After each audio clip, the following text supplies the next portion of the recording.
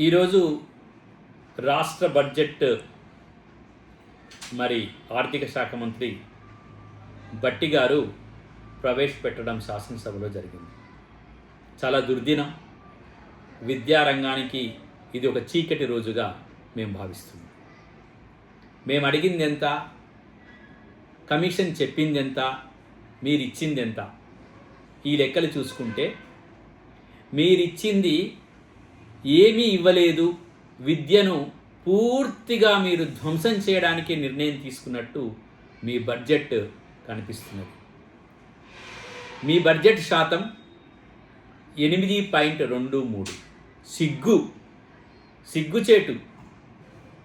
ఇక మేము మిమ్మల్ని నిగ్గదీసి అడుగుతాం, అగ్గితో అడుగుతాం ఈ ప్రభుత్వాన్ని విద్యారంగానికి కేటాయింపులపై నిగ్గదీసి అడుగుడే, అగ్గితో కడుగుడే, మరి ప్రజల వద్దకు వెళ్ళుడే, ప్రజలకు చెప్పుడే.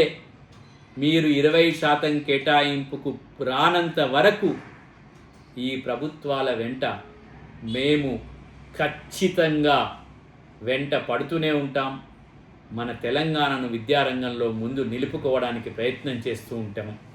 మీరు ఇచ్చిన బడ్జెట్ మాత్రం నాలుక గీసుకోవడానికి కూడా సరిపోదని చెబుతూ, మీరు ఇచ్చిన బడ్జెట్ని సవరించుకోకపోతే ఖచ్చితంగా ప్రజా ఉద్యమం మొదలవుతుందని చెప్తూ, ప్రజల పక్షాన మరి మేము మాట్లాడుతూ, మీరు చేసిన ఈ దుర్మార్గపు కేటాయింపును సరిచేసుకోవాలి, సవరించుకోవాల్సిందిగా కోరుతూ, మురళి గారిని కూడా ఈ సందర్భంగా కోరుతున్నాను. రండి, పౌర సమాజంతో కలిసి ప్రయత్నం చేద్దాం.